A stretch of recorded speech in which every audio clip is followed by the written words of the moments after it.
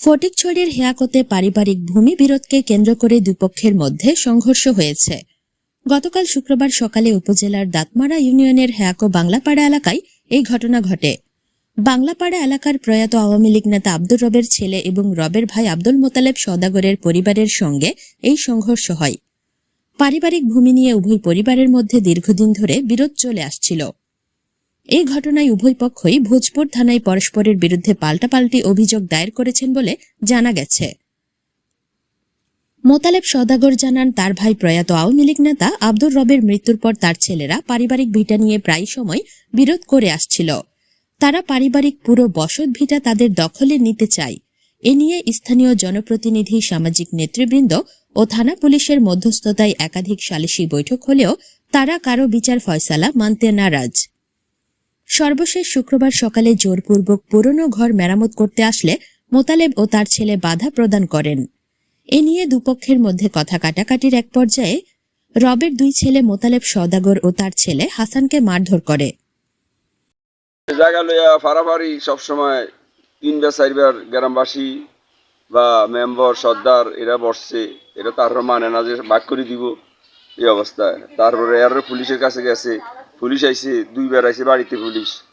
পুলিশও কইছে মিটমাট হয়ে যান আমরা। আমি যেটা বলতেছি এইটাই, মানে এই জায়গা কিনছি আমরা আজ থেকে 47-48 বছর আগে, মনে করেন যে 1500-1,500 টাকা দিয়ে। অর্থাৎ সুমনের মারও আমরা এই সুম্পর মেয়ের আমরা বিয়ে করাই না, বিয়ে না করাইয়া এর আমরা জঙ্গলগুলো কিনছি, জঙ্গলগুলো কিনে আমরা আবাদ করছি। আবাদ করার পরে আর তোর মারে বিয়ে করাইছি, আমরা অফিসে আসিলাম। একে যদি তোরা একটা বাড়ি করে দিয়ে শহরে আমি কি দিতে পারি? আমার কথায় ছোট মিয়া আসিল না, ছোট মিয়ার আনি দিছে। আমি কই যে ছোট মিয়ার বাক্স দরকার 3 ভাগ হোক বাড়ি, কারণ 3 ভাগ 3 ভাগ হোক, আমার একা দরকার কি, তোগুলো আমি কেন দিই? এই সমস্ত কথাবার্তা এরই মনে করেন যে এরা বারবার এরকম নিজেরে খাইতে চায় সব। ছোট মিয়ার বউরে রোহিঙ্গা এই ইতির এই দিক দিয়ে দিত না, জায়গা 5 ঘন্টাও দিত না। তারা চাইতেছে যে ছোট মিয়ার বউরে 5 ঘন্টা দিবার কথা, যেহেতু 12 ঘন্টা দিয়েছি, ছোট মিয়ার বউরে আর দিত না। তো না দিলে এখন তো যেটা আছে অবশ্যই 2 ভাগে তৈব, এটাই আমার দিব 15 ঘন্টা, হেতারা নিব মনে করেন যে সিস্টেম মতো হেতারা ভাগ করে লিছে, গুনি করে দিব, হেতারা রাখবো এরকম। হেতারা ভাগ করি নাকি? আমি আর ভাই কিনছি, সম্পদ ভাগ করলে আমার আর ভাইয়ের নামে নইব সম্পদ। আর হিরারে আমি সমান ভাগ দেওয়ার কি আছে? এরা কি আমার ভাই নাকি? কালকে নাকি এখানে মাটি পরিষ্কার করে কি জন্য আমার ওয়াইফে বলছে, রে কজে কাজ করো, উনি পাগল হয়ে গেছে, শীত কমলে সব পাগল ভালো হয়ে যাবো গা, হ্যাঁ ডাক্তার দেখান আপনি। তারপরে আজকে আমি উঠার ঘরে করি কি রে ঘর করস, এখানে কি ইল্লাই করস তোরা? মিস্ত্রি আনসার কিনলেই কয় যে এখানে ঘর করবো। কি ঘর করবি তোরা? বাঘযোগ ছাড়া কি ঘর করা যায়? এখানে 4-5বার যেহেতু পুলিশ সব হইছে, তোরা পুলিশের কাছে নিজে গেছে, তাকে আমি কি ছাড়ি দিতে পারি? তো এটা কখনো মনে করেন যে যেমন হাসানো গেছে রে, এতে মনে করেন যে একটা কদ্দা, মানে তক্তার কদ্দা দিয়ে ওলারে বাড়ি দিয়ে আল্লাহ সাথে মাথা পড়ে না, এইখানে পড়ছে কানে আর এখানে পড়ছে ভিতরে সারা গেছে। এখন আমি দত্তাম গেছি লাগাইছে আমারও বাড়ি দিয়ে এই দেখেন এগুলো দিয়ে এনে লাগাইছে। আমি 2বারে আমার ফালাই দিচ্ছি মাটিতে, অভিযোগ করে আসছি থানাতে, তারপরে ওই হাসপাতালের কাগজ দিয়ে আইছি। এটাই আজকে সকালে আমরা ঘুম থেকে উঠে শুনি ওনারা নাকি বাড়ির কাজ করছে। আমরা বললাম আইসা যে আপনারা আগে জিনিসটা মীমাংসা হওয়ার পরে আপনারা যা করা করবেন, যদি বাড়ির সবটা আপনারা পান আপনারা নিয়ে যাবেন, সমস্যা নাই, কিন্তু জিনিসটা মীমাংসার মাধ্যমে নেবেন। হ্যাঁ, এটা বলার পরে ও আমাদেরকে বিভিন্ন প্রকার ক্রিটিসাইজমূলক কথাটা বলছে। বলার পর আমি বলছি যে এরকম বললে তো হবে না, আগে জিনিসটা মীমাংসা হোক। এই কথা বলার সাথে সাথে ও কী করছে, কাঠ নিয়ে আমার এই কানে আর এই গলাতে মিলে বাড়ি মারছে। হ্যাঁ, এই যে এখানে পুরো দাগ হয়ে আছে, মাথা ফললে তো করতেই যেতে সম্পূর্ণ। ও মানে ওর উদ্দেশ্য হচ্ছে আমাকে আর আমার আব্বারে মানে হত্যা করি, তারপর তারা সম্পূর্ণ সম্পত্তি ভোগ দখল করে। তারা বিগত সরকারের আমলে, আওয়ামী লীগ সরকারের আমলেও তারা বিভিন্নভাবে প্রেশার ক্রিয়েট করছে আমাকে, আমার আব্বারে, যাতে এগুলো নিয়ে কোনো কথাবার্তা না বলে, বাড়িতে যাতে কোনো ইয়া না করে। ওনারা বলতে চায় যে আমাদের ঘর যতটুকু, বাড়ি নাকি ততটুকু। আমরা বলছি যে না, আমরা যেহেতু এই বাড়িতে আছি দীর্ঘদিন ধরে, ওনারা কেউ ছিল না তখন এই বাড়িতে দীর্ঘদিন, আমরাই একমাত্র এই বাড়িতে ছিলাম। আমরা কোনোদিনও বেড়া দিই না। ওনারা যখন বেড়া দিছে এখান দিয়ে পুরো বাড়ি বেড়া দেওয়ার পর যখন মিডল বরাবর আসছে, মিডল ক্রস করার পর আমরা বাধা দিচ্ছি ওনাদের যে আপনারা আগে সমাধান হোক, সমাধান হওয়ার পর আপনারা এই বেড়া দিবেন, আপনারা যদি পান সবটা বেড়া দিবেন। কিন্তু ওনারা গ্রামবাসী, মেম্বার, থানা পুলিশ কারো কোনো কথা মানে না। আজকেও থানা পুলিশের ডিক্লারেশন ওভারটেক করে ওনারা এখানে কাজ করতে আসছে।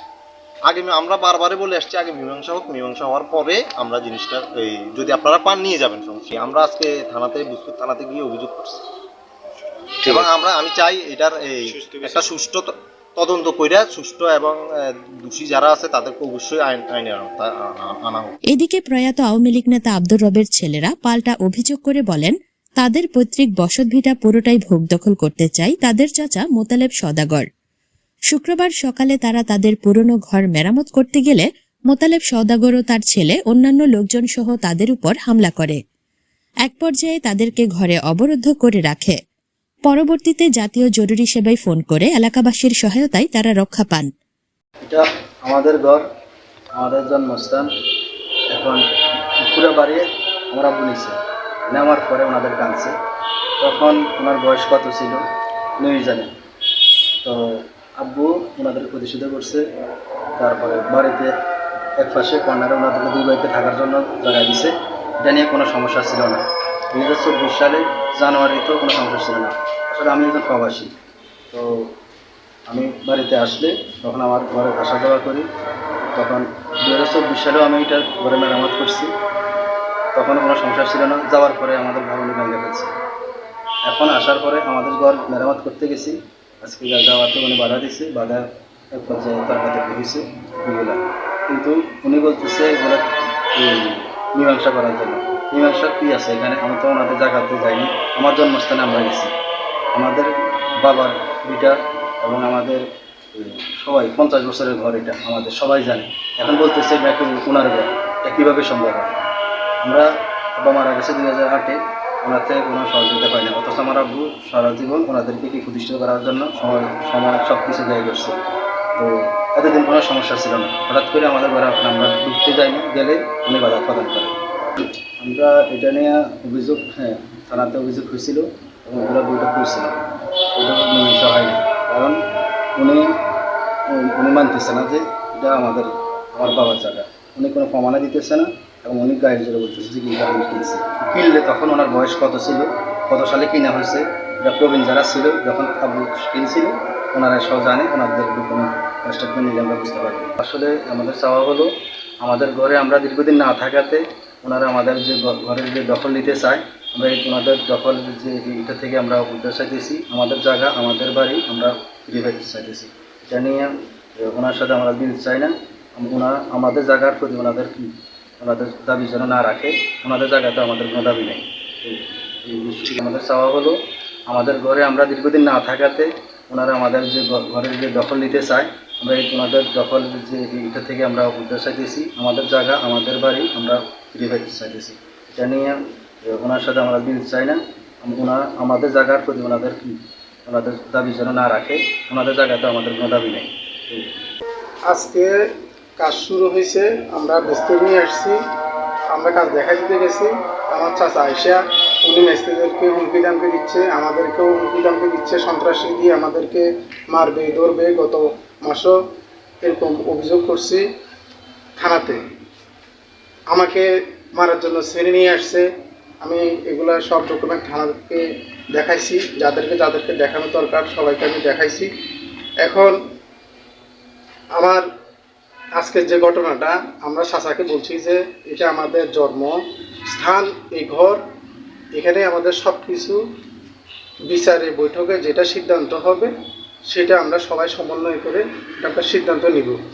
যেটা বিচারকের সিদ্ধান্ত দেয় সেটা আমরা কি সিদ্ধান্ত নিব, মানব।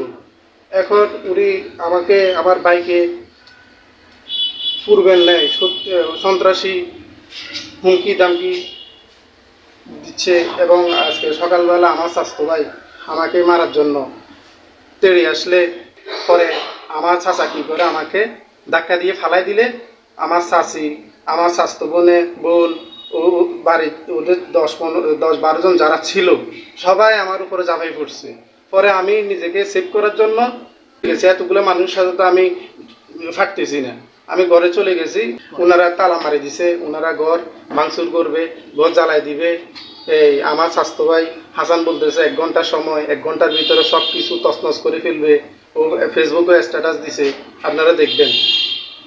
তার মধ্যে আমরা এলাকাবাসী আমরা বলাতে এলাকাবাসী কয়েকজনকে 999 আমরা ফোন দিয়ে অভিযোগ করছি। ওনারাও আমাদেরকে বলছে আপনারা থানায় আসেন।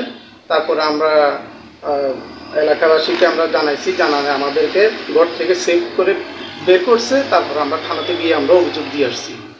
আমাদের দাবি, আমার স্বাস্থ্য ভাই, আমার স্বাস্থ্য বোনের জামাই, আমার এই ফুফাতো ভাই ইসমাইল, হাসান, মোস্তফা, আমার চাচা মোতালেব সদাগর, আমার ফুফা, আমার ভাই এবং আমার উপরে আমরা যখন থানায় যাচ্ছি তখন ওনারা আপনার সিসিটিভি ফুটেজ দেখলে বুঝতে পারবেন ক্লিয়ার ওনারা কিভাবে আমাদেরকে মারছে, আক্রমণ করছে, আমার মাথায় আঘাত করছে, আমার হাতের নখ উঠে গেছে।